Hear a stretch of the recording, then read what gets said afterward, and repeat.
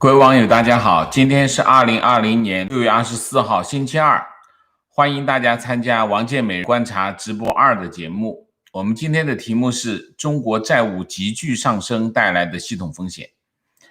那么为什么要讲这个问题？这个问题其实我也有一段时间想讲，但是最近一段时间大家都知道啊，这个很多的时事。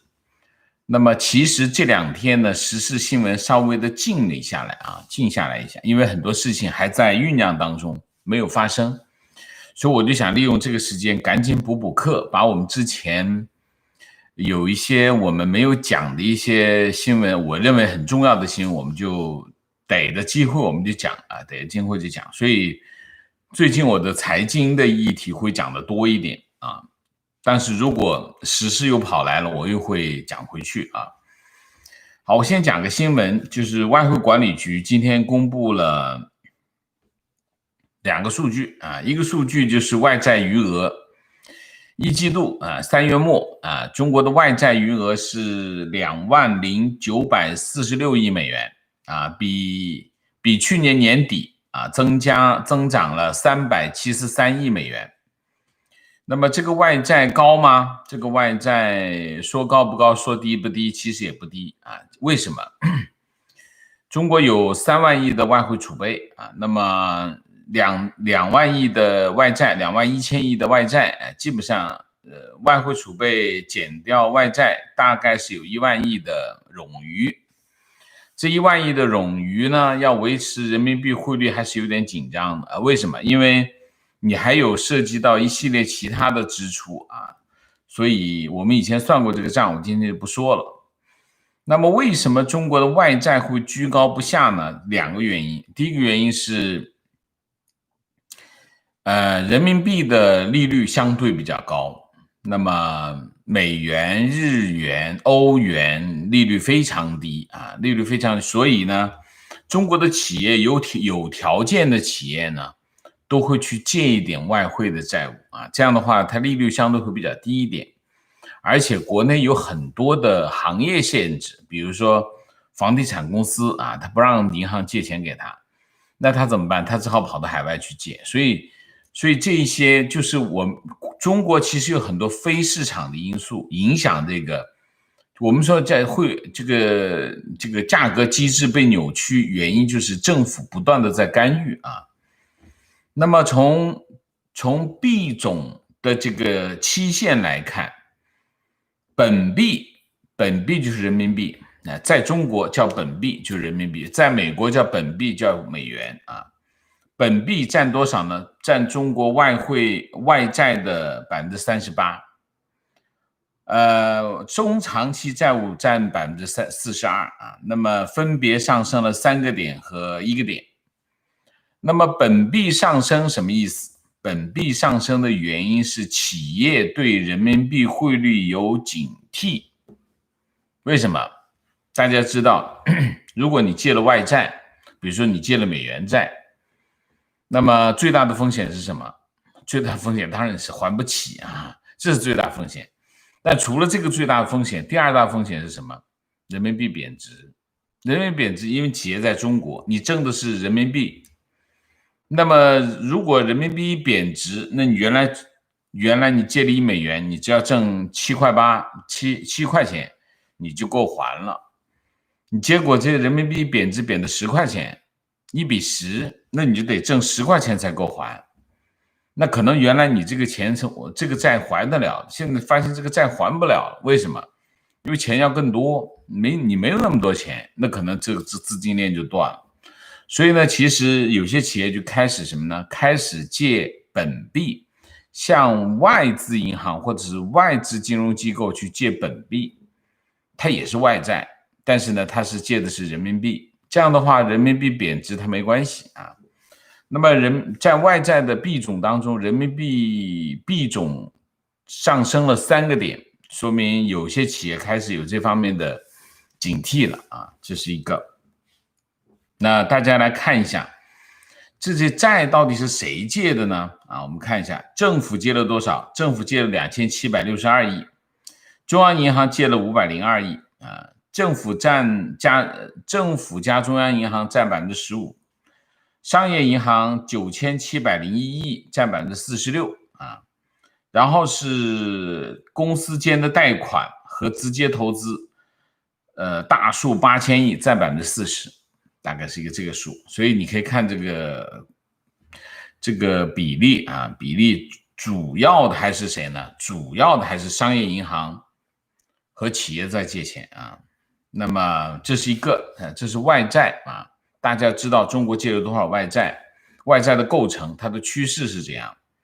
这是一个，另外一个就是国际收支，一季度的国际收支。现在讲一季度的国际收支有一点 outdate， 因为现在都已经6月份了啊，讲1月份。但不管怎么样，我们看一下国际收支有一个特别之处，每个国家都有个账本啊，这个账本是什么？这个账本就是国际收支，我赚的外面的钱，我赚了外面的钱。然后我还付外面的钱，买了外面的东西啊，它一进一出啊，大概是一个这样的账啊。那么国际，你这个账本通常由两部分构成，一部分构成呢是叫什么呢？叫经常账户啊，经常账户通常是什么易货贸易啊，通常就讲的是贸易啊，讲的是贸易。另外一个账是什么账呢？是资本和金融账啊。资本和金融账就是资金投资往来啊。那么一季度经常账，中国的经常账逆差就赤字337亿美元。那么其中服务贸易就是我经常讲的啊，服务贸易就是旅游啊这些啊，逆差470亿。那么货物贸易就是进出口。我们经常讲的外贸啊，外贸讲的是货物贸易，231顺差，然后还有一些其他的啊。总之呢，经常账户呢是逆差赤字啊，资本项目呢就是顺差111亿，这里有个特别的数字，误差与遗漏226亿正的。我之前在我们之前的节目当中讲过这个误差与遗漏，误差与遗漏中间反映的是什么呢？通常反映的是资金非银行系统的流动，跨境流动，或者我们简单的说，如果这个误差和遗漏是负数，这个钱就跑出去了啊，就是中国的钱在往外跑。如果是正数，外面的钱往中国跑，大概是一个这个情况。那么一季度出现了一个正数226亿美元的正数，从2012年有一个月是正数，然后到2006年、05年、06年也有正数，然后一直都是负数。中国的钱一直在往外跑，一个季度大概跑个500多亿啊，500-600亿美元，大概是一个这样的情况啊。那么这是2012年到现在为止第一次出现正数啊，正数，这说明私底下的钱在往大陆跑，往国内跑啊，这是什么原因？很奇怪啊。但我觉得从一季度的情况来看，我估计跟疫情是有关系的啊，跟疫情是有关系的。除了这个以外，没有其他的理由，只有一个原因，就是疫情。那么是不是大家都看好人民币，然后就把钱往里面跑呢？我没看出来，我是没看出来，我不认为是这个道理啊，我不认为是这个道理。好，那我们就讲讲，既然讲了外债，我们就讲讲中国的债啊，中国的债是个什么情况啊？中国的债一季度，中国的宏观杠杆率达到了多少呢？259%，259.3%啊，比上年末涨了多少呢？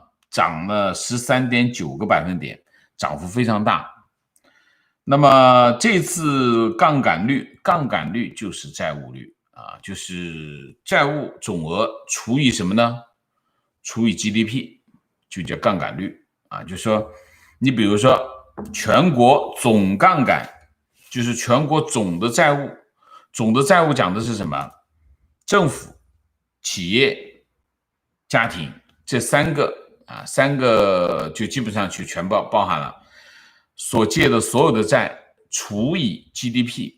那么今年的一季度总杠杆率是多少？357%，357%，也就是说，中国的企业、家庭和政府借了多少债呢？借了 GDP 的3.6倍，是这个概念啊。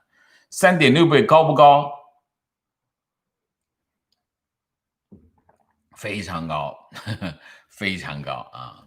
那么有没有风险？有风险。会不会是系统性的风险？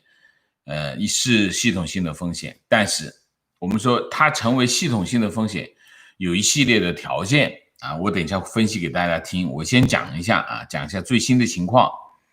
那么一季度宏观杠杆率达到259.3%啊，上升了13.9%。那么升幅很大啊！这一次一季度宏观杠杆上升的原因有2个，第一个，企业借好多钱啊，企业部门杠杆率上升了10%，这是一个原因啊，这是一个原因。然后还有一个原因是什么？还有一个原因是GDP 下跌了，分母小了，大家理解吗？就是你要知道。这是个除数啊，这是除出来的结果，就是一个是分母，分母就是你借的钱，分子是你借的钱，然后分母是什么？分母是 GDP， 那么你 GDP 下跌了，然后你这个分子，你的债务借多了，然后你就飙升了啊，大概是一个这样的情况啊，这是第一个。第二个，宏观杠杆率啊，到了第二季度。第一季度是企业借的债很多啊，第二季度呢是政府借的债很多啊。政府为什么？因为开完两会了，开完两会就疯狂的发债，政府在疯狂的发债。政府今年预算的债务啊是多少呢？8万亿啊，8万亿，包括什么呢？国债、地方债、专项债，还有特殊国债，特殊国债都不算入赤字。什么叫不算入赤字？不算入赤字什么概念？就是财政部向中央银行借钱，借1万亿啊，这就不算入赤字，这是一块啊。所以呢，你可以看到我为什么讲债务飙升？债务飙升是第一季度企业在狂借钱，第二季度是政府在狂借钱啊，狂借钱。然后我讲一下政府借了多少钱。根据这个人大的财政报告啊，这个中央财政国债余额是21.3万亿啊，我没说错吧？没说错，21.3万亿国债余额。地方政府的债务余额是多少？地方政府的地方债是14.2万亿，当然这是不真实的，因为还有大量的隐形债，隐形债没算进去啊。隐形债有多少？50万亿左右吧，啊，50万亿到60万亿吧，啊，大概是一个这个数。还有一个地方政府有个专项债，专项债是什么？专项债就是中央政府给地方政府的去做投资的钱，叫专项债，就是专门做基础建设的债，有多少？14.5万亿。那么地方政府明面上的债是多少？30万亿大数啊，30万亿大数。那么加上它的隐形债50万到60万亿，那么地方政府大概有90万亿左右的债务，90万亿左右的债务。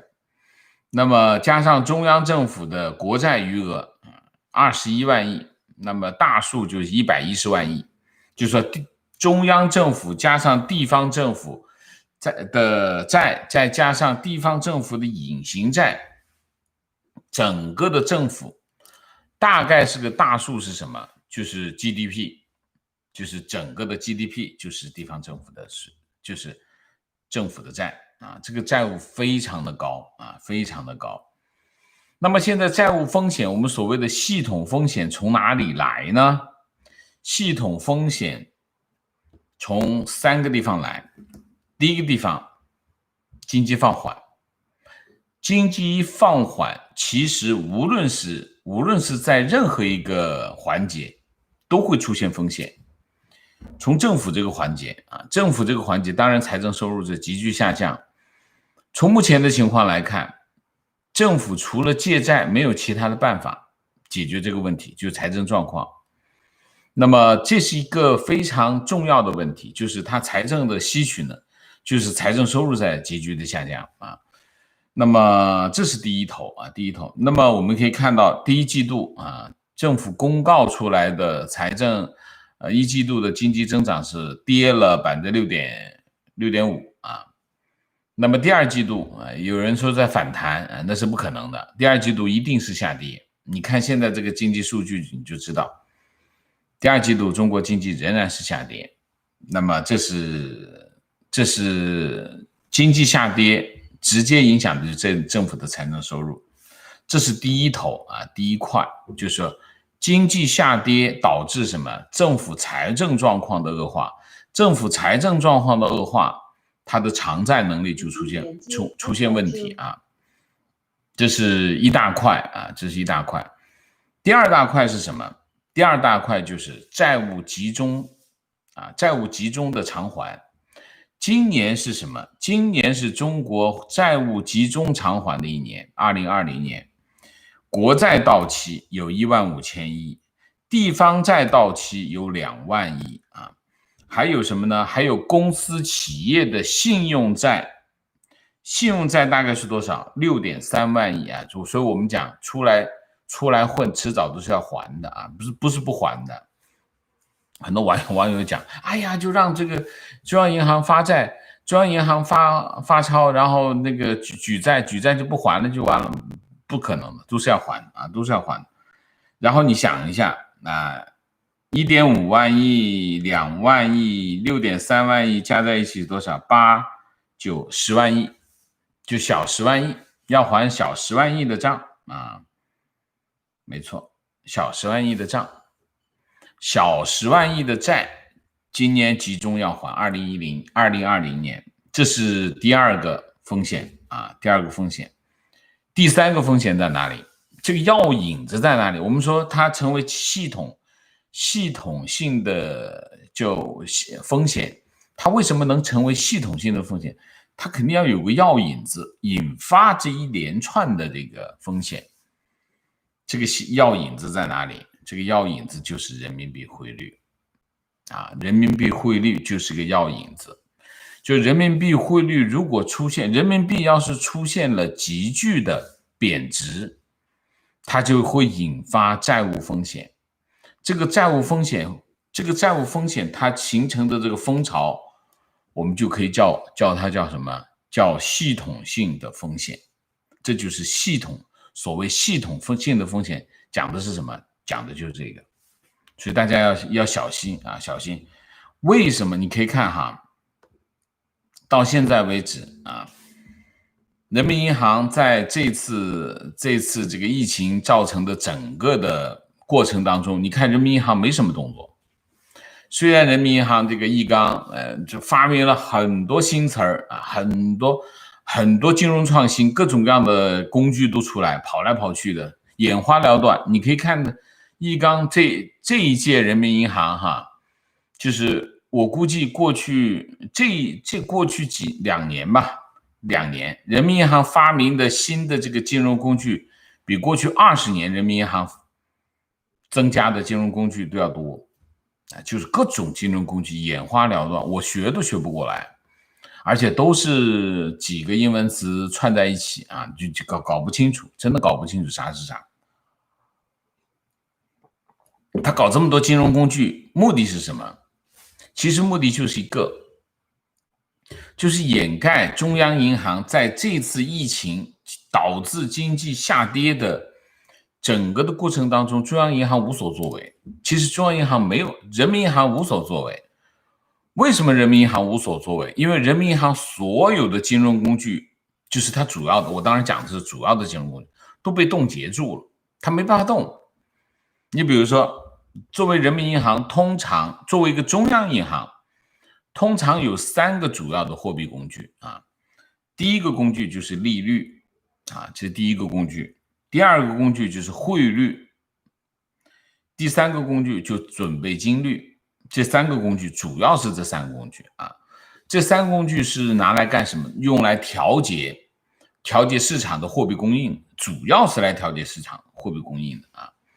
那么汇率，这个汇率的工具是什么工具？就是汇率调节的是资金进出的工具啊。汇率像个阀门啊，你汇率往上走，资金就往里跑；你汇率往下走，资金往外跑啊，这是一个工具啊。那么利率就是降低，就是它通过利率的上涨，利率上涨，市场资金就会少；利率下跌，市场资金就会多啊，或者是资金的成本就会下降啊。那么准备金率其实也是一样的，准备金率的就实际上是控制什么？控制商业银行能够往外放贷的钱，准备金率啊。准备金率现在已经用坏了啊，就基本上没什么好用的了，因为差不多了，已经降了啊，所以剩下其实是利率跟汇率。那么好了，现在问题来了，现在最敏感的东西是什么？在人民银行手中最敏感的东西就是汇率。为什么？我刚才讲了，汇率是个药引子啊。这个中国现在债3座大山那么高的债啊，就是无论是政府还是企业啊，还是家庭，债务率都是史上最高的水平，目前啊。然后呢，现在呢，经济又在下跌啊，那么你可以看到这个在债券市场暴雷像放鞭炮一样的发生啊。为什么？因为这是正常的啊，这是正常的。经济一下跌，企业的债务违约就是一定会频繁的发生，这是经济规律，避免不了啊。然后你看这经济下跌的时候，政府没钱，使劲的借钱，还继续借钱。然后呢，经济在下跌，出现了一个什么情况？失业一严重，后果是什么？很多人买房子去做按揭，中国的基本上没有一次过付清的吧，很少啊，很少，非常非常的少。那都是按揭三成按揭，如果他失业了，他就干嘛？他就不供了，没办法供楼了，政府银行就把房子没收了啊，然后就出现了银主盘啊，叫银主盘啊。那么国内叫法拍盘，香港叫银主盘啊，银主盘。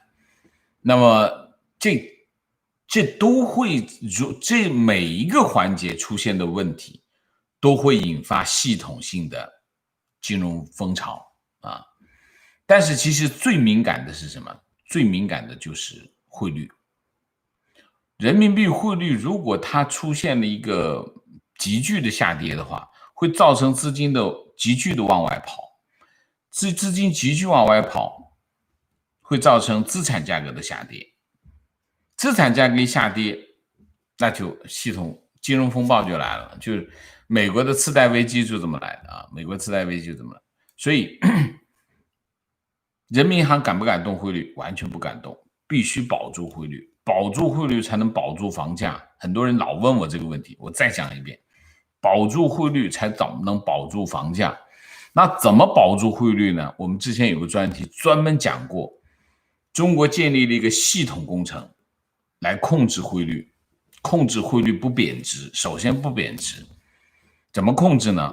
就是商业银行不准卖汇出去，把商业银行的门店的每天出售的这个外汇的数量控制在一个很低的水平，这样的话就能够控制外汇市场买外汇的这个需求，控制了外汇市场买外汇的需求，人民币汇率就控制住。还有一个办法，什么办法？就是收护照，收护照不让中国人出去旅行，这是一大块，每个季度差不多每个季度在旅游这个项目当中，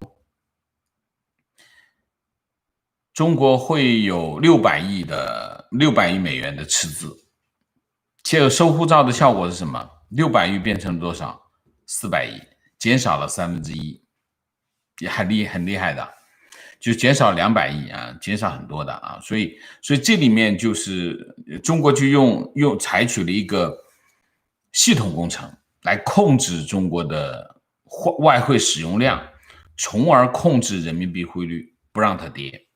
那现在是从目前的效果来看，这个效果很明显，很厉害，这个整个的这个系统工程很成功。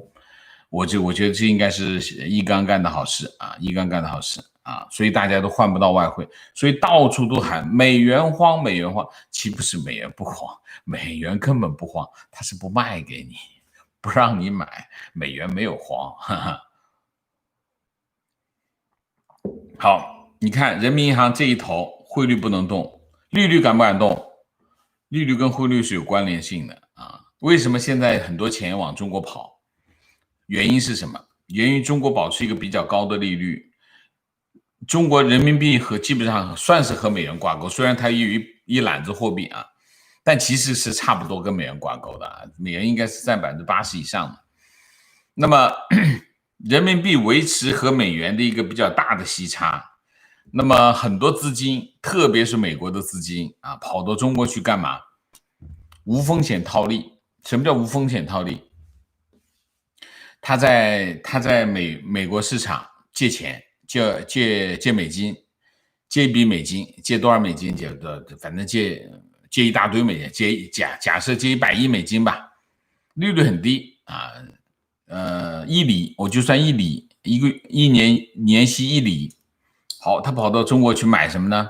买国债，美国国债是最安全的，在中国所有的债券里面最安全、最流动性最高、最安全的债务是什么？国债。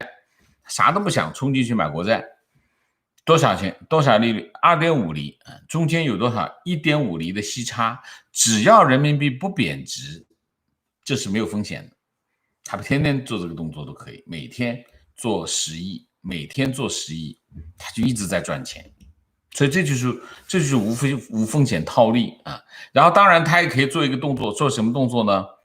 去外汇市场抛空人民币，进行一个风险对冲啊。你比如说我买了10亿的美金，做了10亿美金的套息，然后我就去外汇市场抛空10亿美金的人民币，等值的人民币，这样的话做一个利率的对冲。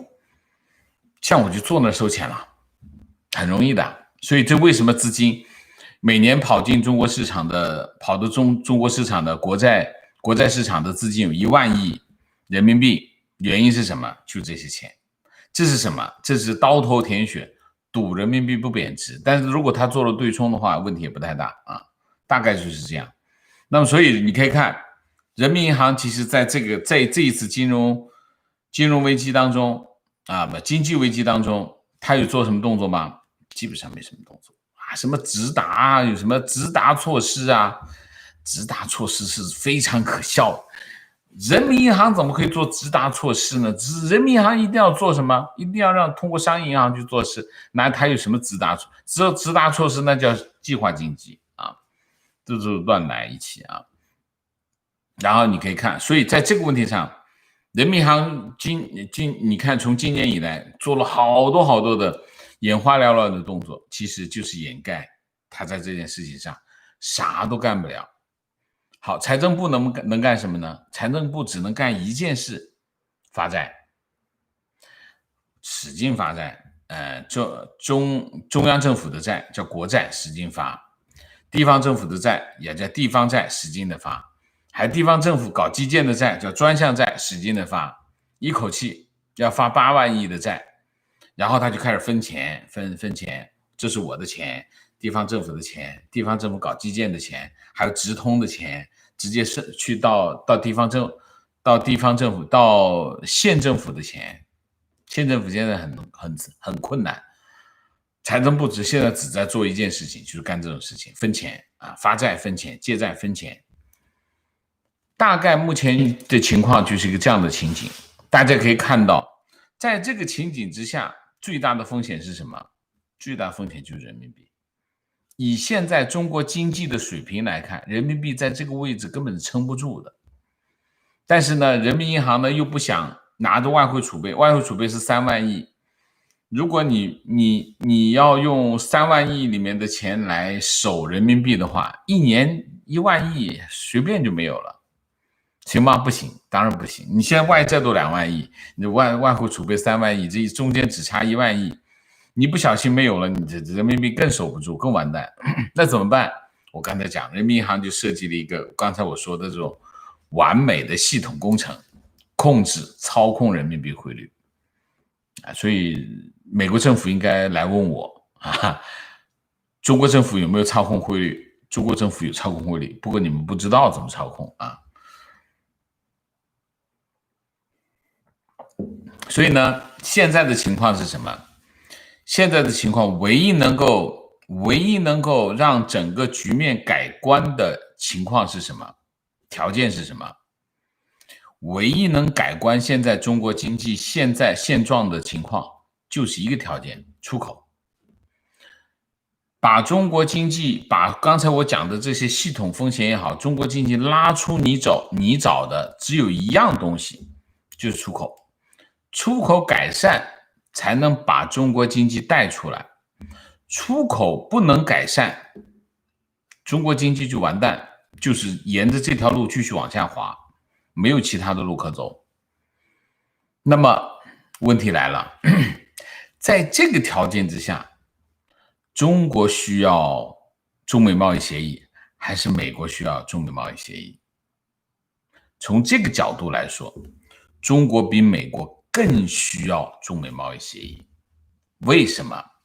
你想一下，中国每年出口到美国的市场大概是5000亿美元，5000亿美元。中国每年整个的这个出口金额是25000亿美元，大概美国占1/5啊，1/5。如果美国川普其实跟中国打这个贸易战呢，对中国来说那是非常击中要害，很难过的。因为在这个经济形势之下，其实能够让中国经济起死回生的唯一的因素就是出口。如果美国持续跟中国打贸易战，中国经济就在泥塘里面趴着，出不来。所以从这个角度来说，中国比美国更怕美国放弃中美贸易协议，他得求着美国，你别放弃，我买好吗？所以很多人讲是说这个中国是拿中美贸易协议来跟美国作为交换条件，那是绝对对形势的误判。中国现在比美国更害怕美国放弃中美贸易协议，中国得求着美国不放弃，我买。所以在这个情况之下，美国不需要做任何的交换，中国都不会放弃。所以这是一个非常重要的判断啊！这个判断美国有吗？我不知道他们有没有，不知道。但是现在中国是很怕美国跟他打贸易战啊，打关税战，这是很害怕的。所以从这个角度来说，现在中国在一个非常关键的时间节点上，就是说我刚才讲的，细刚设计了一个人民币的操控的系统工程，这个系统工程能撑多久我不知道啊，但是可能也许能够撑很久。但是问题是你想一下，人民币现在在7这个水平，能撑多久不好说，真的不好说，因为中国经济现在不好，中国经济你跟1年前比，那不知道差多少。你看1年前人民币汇率多少，现在人民币汇率多少，用这个数据对比一下就很清楚啊。人民币在这个位置上撑不住的，但它这个系统工程真的让它撑住了。所以我们要大概的要清楚的知道现在中国经济是什么样的状况，然后你才可以讲中国的对外政策哪些是虚的，哪些是实的啊？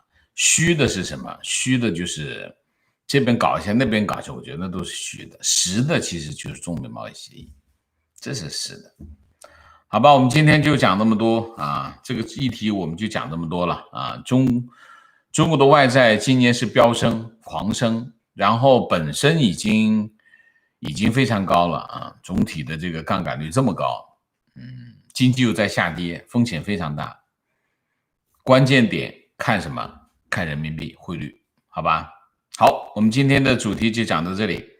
我们下面就进入互动啊！进入互动之前，例行公事，请大家点赞，请新来的网友订阅，请大家加入我的会员，支持我们做更好的节目啊！那么提醒一下啊，点赞很重要，请大家点赞，就在下面啊，点个赞，支持我们啊，抵抗一下这个五毛，也抵抗一下这个限流啊！那么另外呢，最近洗粉洗得非常厉害啊！所以也请大家检查一下订阅还在不在，好吗 ？OK， 那我们进入互动啊。进入互动之后呢，请大家不要聊天。那么，三个情况、问题、观点，好吗？那我们之前因为集中的在做时事啊，又是美国又是国内的啊，特别是中美关系。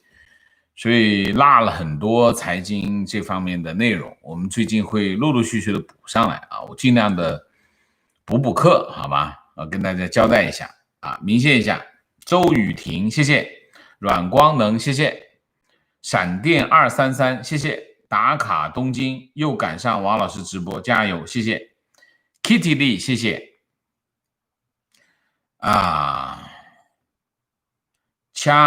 嘉云清，谢谢。我真的不知道怎么读哎，能写中文吗？TT， 谢谢，谢谢王老师。昨晚关于三峡的节目，谢谢。Park Sun Min 谢谢。打卡全罗南道啊，这是韩国啊。关注王老师已经有274天了。今天又长知识了，请王老师和美西喝卡努略表一点心意，谢谢Well Tan， 谢谢，咖啡一杯聊表心意，好，谢谢，我也喝一口啊。常杰西，谢谢 ，Thank you for your professional informative and objective talks。Bravo 谢谢。坚俊丁，谢谢。好，我们现在开始互动提问。中国比美国更怕一方放弃中美贸易协议，让我不能理解的是，川普为何还为保这个协议委曲求全？因为他不知道啊，他不知道我刚才讲的那个情况他们要是知道，白宫要是听了我们的节目，他们肯定就可以完全不用付出任何代价，而且可以要挟中国。就是你要是不执行第一阶段协议，不买东西，我就继续跟你打贸易战，中国肯定很害怕，真的他们不知道所以大家如果有谁跟白宫有联系，通知他们看看我们的节目，这样的话可以可以节约一点成本观点：中国南方大洪水灾难后，更需要购买美国的农畜产商品，避免发生严重的饥荒。是的，这次的水灾影响非常大。为什么？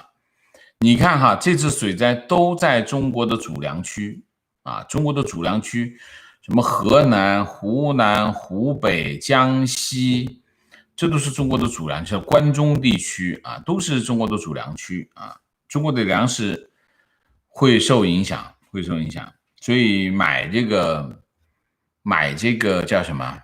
买农产品，我觉得是一定会持续的发生的情况，汇率操控早就开始了。2月初从浦东返美时，早上8点在机场换汇，所有的换汇点都说换完了。换汇什么情况哦，换美金，换美金都说换完了啊。OK，观点：回流大陆的资金很有可能是官员担心制裁，资金撤回国内的。你想多了，辛辛苦苦的转出去来转回来，不可能的事情。不放在美国不就完了吗？放瑞士啊，对吗？你说呢？提问：王老师你好，我想问一下，当下经济情况会让中国加速进入少子化和老龄化吗？因为生活压力大，加上失业问题，现在的年轻人已经没有必须结婚或者生孩子的欲望。这个进程的加速会导致房地产崩盘吗？那是这样，少子化不是现在发生，已经发生了很长时间，计划生育一直在少子化，一胎嘛，是不是？所以去年才放开，去年前年放开第二胎，那么但是实际上效果并不理想啊，因为大家还是生活压力大。那么所以这个情况并不是因为现在的当下的经济情况让这件事情发生，而这些事情已经发生很长时间了。所以这是一个你现在看到的情况是过去十几二十多年的这个计划生育政策的结果，你看到是结果，不是现在经济情况的结果，是计划生育的结果啊，这是第一个。第二个，少子化会不会导致房地产崩盘？房地产崩盘是迟早的事情，因为两个原因。第一个原因，老龄化。老龄化一定会导致什么？导致房地产的需求在减少，因为人口在下降啊。老龄化这个进程是谁也拦不住的，一定会发生的事情，只是时间的早晚的问题。这是第一头。第二头，中国房子太多了，为什么？因为过去20年房价都在涨，房价都在涨的情况是什么情况？开发商价格是什么？价格就是指挥棒，价格往上走，供应就增加；价格往下走，供应就减少。你20年的价格都往上走，都在增加供应，所以所有的开发商都在使劲盖房子，盖了20年，你房子能不能不超过你的需求吗？所以基本上现在每个城市房屋都超过它的人口需求。这是一个已经发生的结果。那你想一下，老龄化会加速人口的减少，然后房屋已经超出现有的人口的需要了，然后你想以后的小孩子多少套房？父母一套房，爷爷奶奶一套房，这个姥姥姥爷一套房，至少有3套房给他吧，他自己不算了，啥都不干，躺那儿就有3套房，还不说他父母给他留几套房。现在很多父母，现在的很多家庭大部分是2套房，你们自己问一下身边的人，有1套房的吗？很少，大部分都2套房。所以小孩子至少有4套房，啥都不干就有4套房，他会干什么？卖掉这3套房把日子改善一下，至少卖掉2套房，改善一下生活好吗？如果房价这么高的话，那什么情况？房价你说会不会崩？崩是迟早的问题，就是什么时候崩的问题啊。提问：路透社周3看到一份文件显示，川普政府已经决定包括华为和海康威视在内的顶级中国公司是由中国军方控制的，这为美国的新的经济制裁铺平了道路。王先生能分析一下这个新闻吗？这里说的是为新的经济制裁铺平了道路，什么意思？它其实是什么呢？它其实是回答一个，我印象中是回答议会的一个质询啊，他们就是讲中国的哪些公司是军方控制的，他给了一个这个清单出来啊，应该是这样啊。但是经济制裁啥呢？你得有个说法，就是如果有新一轮的制裁，你看美国政府它所有的制裁都有非常清晰的道理的。你比如说新疆新疆的这个新疆的人权状况，那就制裁什么新疆的官员，制裁那些生产这个监控系统的企业等等，它有很清晰的脉络的啊。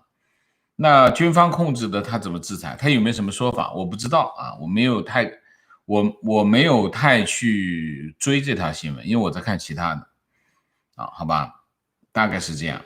新的制裁我没有看到美国政府有新的制裁出来。情况：印度港口暂停来自中国货物的清关，这显示中印边界的对峙已经延烧至经贸领域。印度那边是要把这个事儿往上搞啊。提问可以说现在的中美经贸关系是1941年美日关系的翻版吗？不是，那完全不会是。美日关系是什么关系？美日是盟友，中美是什么？中美是对手，这两个不一样啊，完全不同，属性不一样。就中美关系的属性跟日美关系的属性完全不同啊。那么它在这两个关系之下的经贸关系，那肯定不同，是吗？提问：王老师你好，我是一位应届大学生，想问一下，中国后几个月的就业和经济会好点吗？好不到哪去，好不到哪去啊！提问：我看到数据，大部分外债是今年到期，但为什么半年过去了，外汇反而增加了？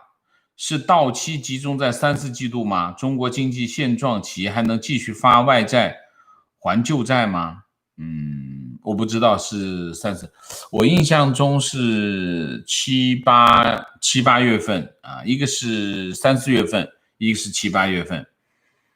外汇反而增加，我不知道你说外汇反而增加是哪里来的增加，不知道什么叫外汇反而增加了。提问：负债比在何时候会崩坏？是不是到了连利息都还不起的时候？那当然，那一定是这样。负债一定是这个企业连利息都还不起了，那就是违约了，债务违约了啊！我们叫债务违约。债务违约其实现在在持续的在发生，债券市场看得到，但是其他地方你看不到，因为政府也不报，所以你也看不到。但是你通过债券市场的违约的状况，你就知道，因为债券市场已经是整个的债务市场的一小部分，它现在在噼里啪啦报，你想一下，整个的债务市场是什么情况？有些消息称，这一周英国撤销临证月额全加英国国籍，是的，是这样的，一周内。提问：随着中美滑向冷战的边缘，对比当年前苏联，请问当下中国的科技创新能力能否比肩当时的前苏联？我不知道怎么比，我没比过。前苏联的科技创新，前苏联的所谓的科技创新，苏联主要是因为什么？军事工业，它的所有的科技都集中在军事工业。为什么要打仗啊？所以呢，当时苏联所有的科技能力都集中在军事工业，它的军事工业还是非常强大的。为什么？因为要跟美国对抗啊。那么中国现在的科技军事工业肯定跟苏联没办法比啊，那个时候苏联那比不了。那中国现在的科技创新能力，我一直不认为中国有很强的科技创新能力。虽然 KPI 到了什么专利啊，什么这个什么叫什么专利啊，什么论文啊，这些 KPI 的数据都很好看，但是中国的科技还停留在三个方面。第一个叫拿来主义，第二个呢偷窃主义、抄袭主义，还在停留在这3个领域。创新有没有？有，但是不多啊。中国还是想找到一些点穴式的突破点，还不是一个我们叫科技生态，还不存在啊。它只是在某一些点上有些突破。但是你说作为一个国家来说，这还是不成气候啊，不成气候。观点：中国正规出口的东西质量比国内的要好很多。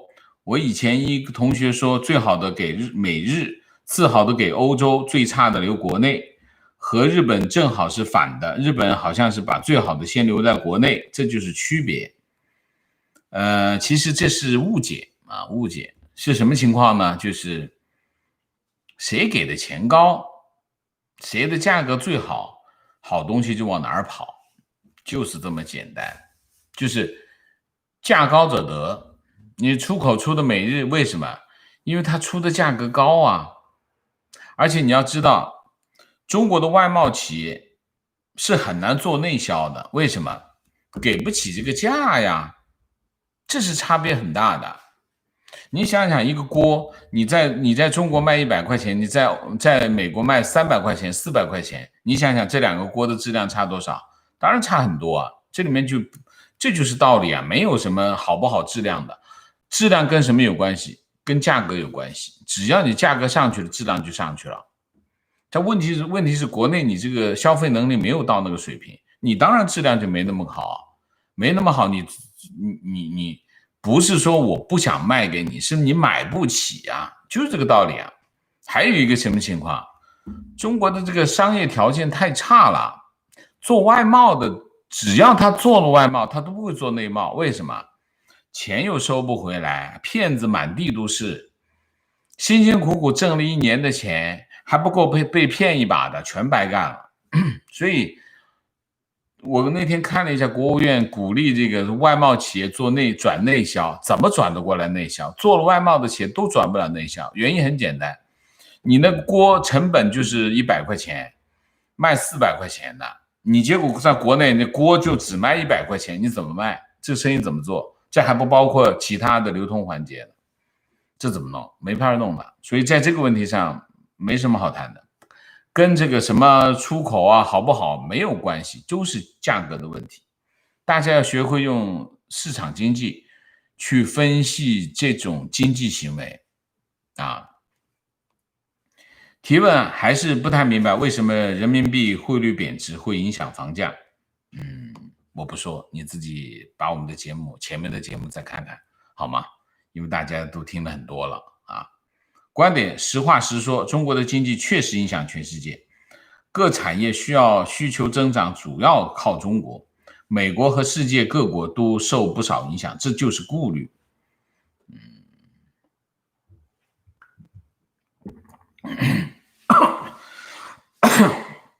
实话实说，中国是世界第2大经济体啊。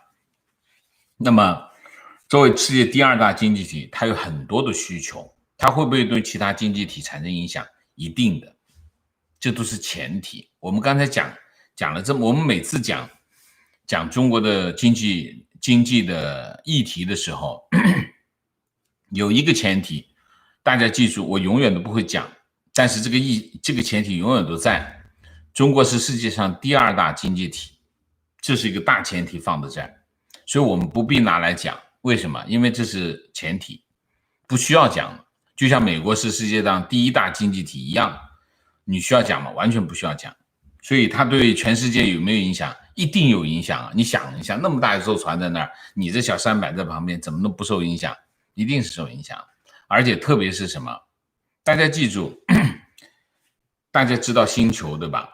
星球越大，它对旁边的星体产生的吸引力就越大。就是说你离得它太近的这个星球会被它吸上去，是这个道理吗？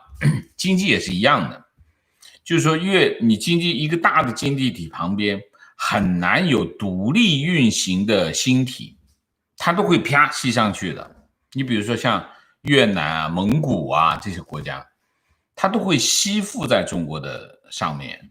为什么？因为它经济体太大了，吸引力太大，就这个道理。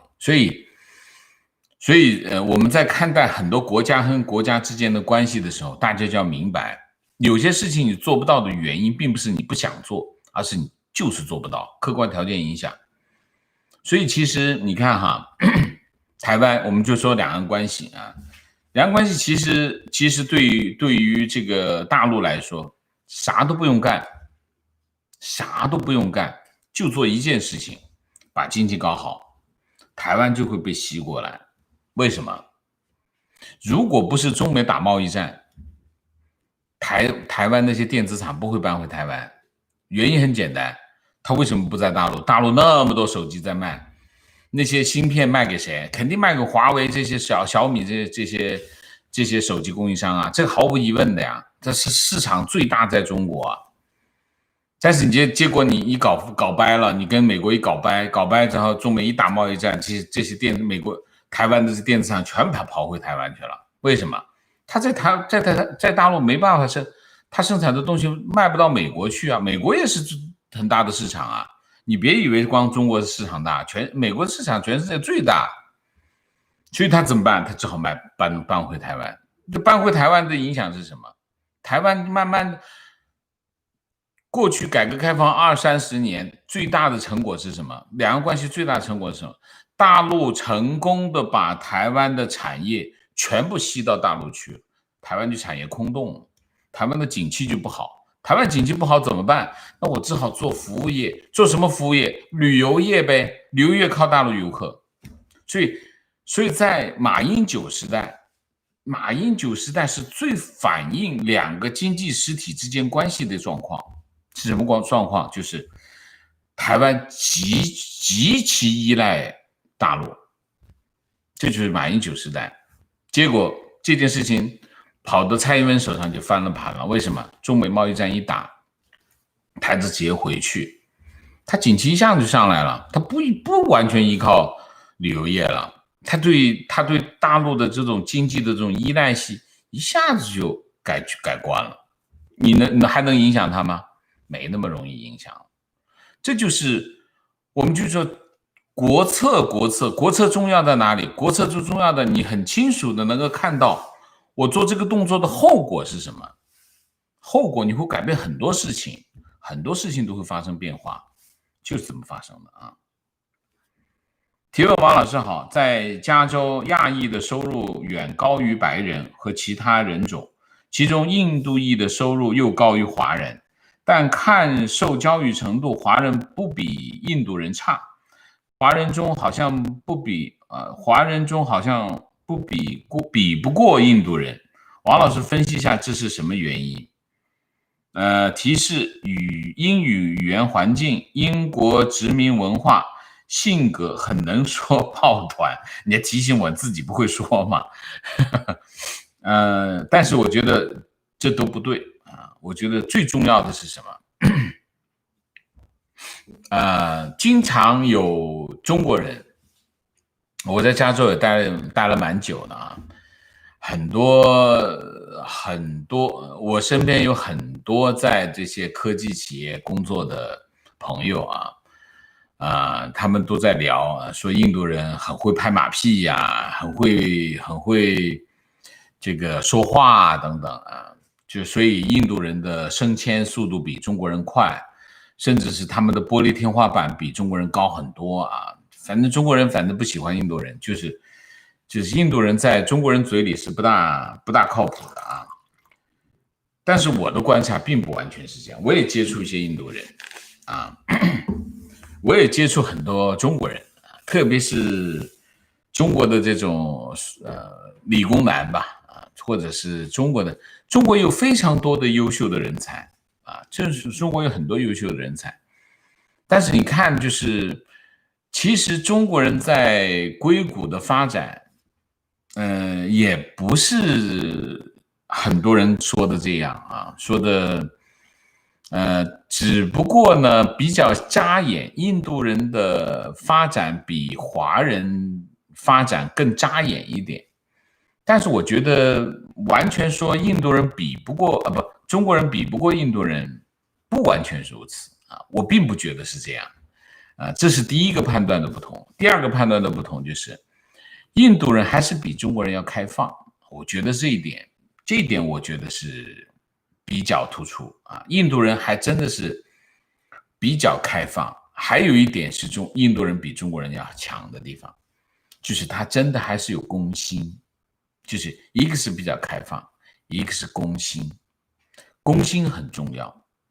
你要做一个领导，你要做一个领袖，要做到一个非常高的位置，其实攻心比你的能力更重要啊，这个是一个很重要的原则啊，所以在这个问题上，如果你要比较印度人跟中国人的话，我觉得印度人有两条比中国人强，一个是开放，一个是攻心。如果中国人要在这些领域啊发展越做越好的话，我觉得在这方面做好一点就可以了。中国人其实我觉得在美国发展是不错的啊，不比印度人差，不比印度人差，真的啊。提问：王先生每日准时的直播，让我深感你对听众的真诚和这份职业的尊重。提问：王沪宁从1995年曾庆红力荐江泽民提拔进京的，经历了直接参与江的3个代表的重要思想，胡的科学发展观和习的新时代社会主义啊。按理他不是习亲自提拔，为何现在能坐稳常委？中宣部习走到哪都看见王的身影，令习如此放心重用呢？4个字，有谁能猜得到？你看哈，王沪宁不是习的人，但是最后习这么信任他、重用他啊，为什么？4个字啊，事在人为。什么事在人为？就是当他得到了这个机会的时候，他有没有把握好这个机会，然后利用这个机会，把这件事情做到对方满意，这就是事在人为。所以在这个问题上，所以其实在中国的政坛没有绝对的谁跟谁好，没有绝对的啊。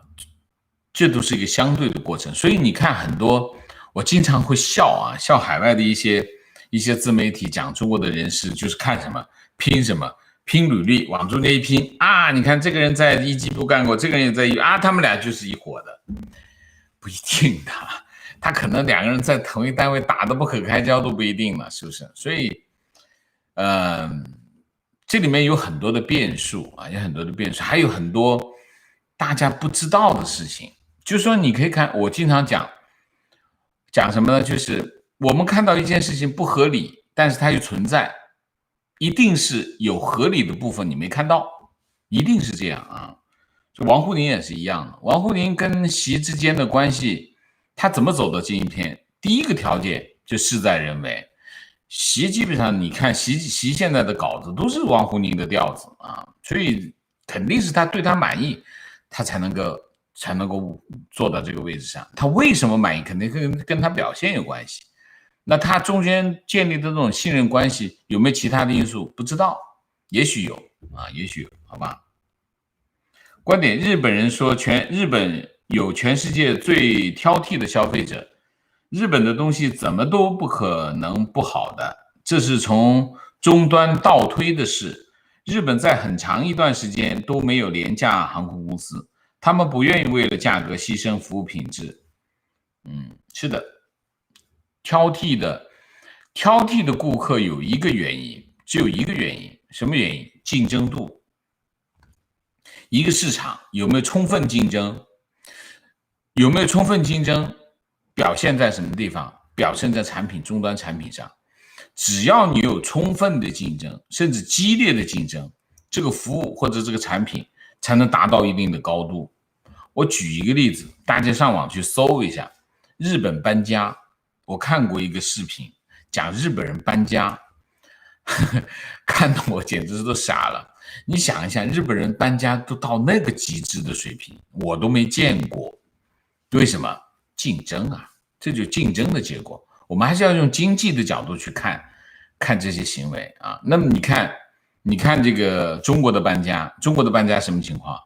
美国的搬家什么情况？就是市场竞争度不高，它服务就上不去；竞争度高，它服务就上去了啊。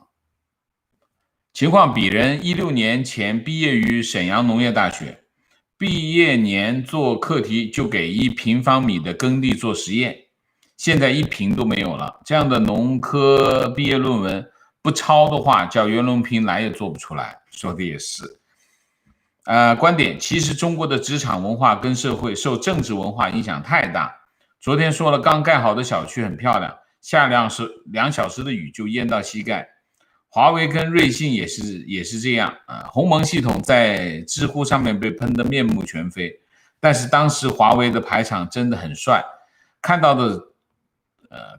的做得亮丽，看不到的这就是政治文化，也是这样。然而中国社会原本是这样的吗？不是。我是一个本土派老师，说当年他爸爸台湾人到北平做生意，不需要打借条，人人守信，他们还瞒日本人帮国军。 OK， 好，明谢 Black 陈谢谢， Mike 猪谢谢， AZza 谢谢，请大家点赞支持。我们今天的节目就到这里，感谢大家的参与，我们下个节目再见。再见之前，请大家点赞，请新来的网友订阅，请大家加入我的会员，支持我们做更好的节目，做更好的自己。谢谢大家，谢谢。